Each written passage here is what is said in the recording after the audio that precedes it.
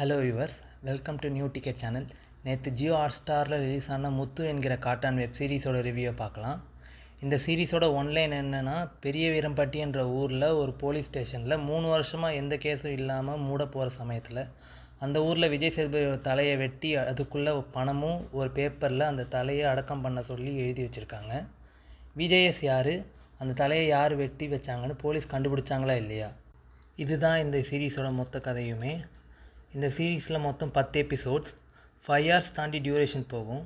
இது ஒரு slow burn suspense thriller. ரொம்ப பொறுமையாக தான் எல்லா எபிசோட்ஸும் மூவ் ஆகும். விஜய் சேதுபதி அப்புறம் முத்துக்குமாரோட ஆக்டிங் நல்லா இருந்தது. மற்றவங்களும் அவங்களுக்கு கொடுத்துருந்த ரோலை டீசெண்டாக பண்ணியிருக்காங்க.